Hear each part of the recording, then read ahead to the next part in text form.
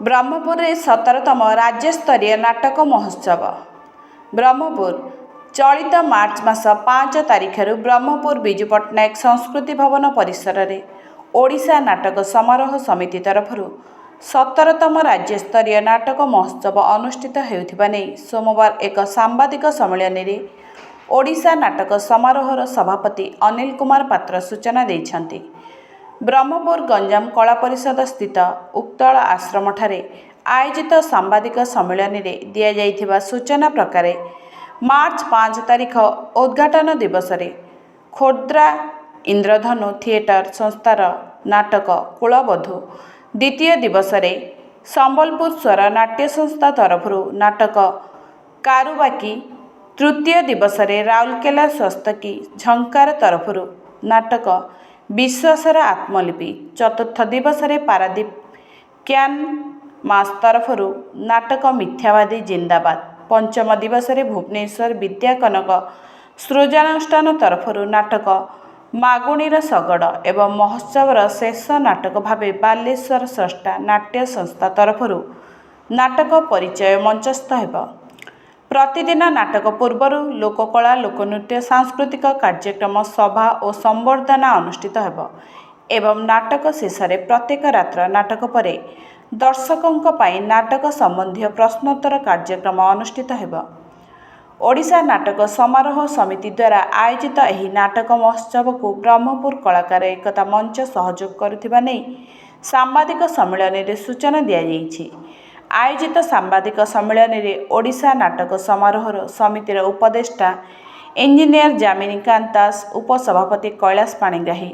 Engineer सन्यासी महाराणा साधारण संपादक नारायण महागुड़ संपादक राजगोपाल पाढ़ी प्रमुख मंचासीन रही। आयोजित सांबादिक सम्मेलन में अन्य मानक मध्य भवानी शंकर मिश्र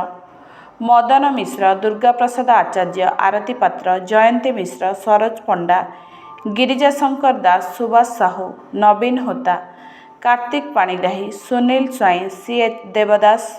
रामेश्वरी नंद प्रमुख उपस्थित रही विशेष सहयोग करथिले।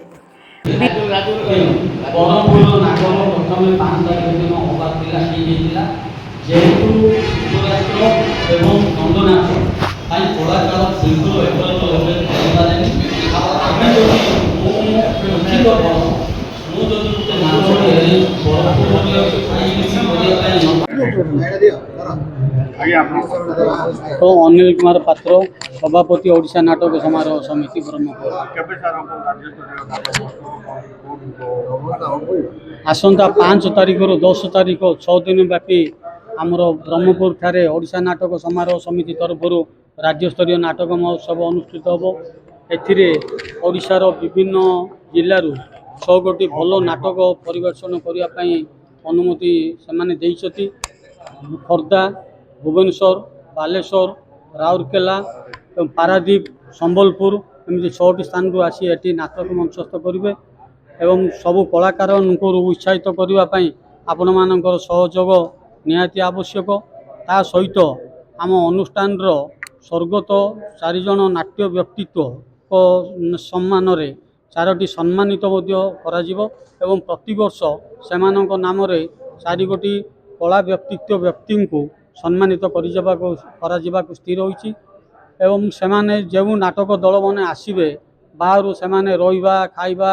एवं मंच दायित्व से गुड़ाक सब आम नहीं आम से गुड़ाक को दौचु करने खाइबापी से व्यवस्था आम करूँ एवं आगामी दिन में केमिति आहुरी अधिक नाटक हो पार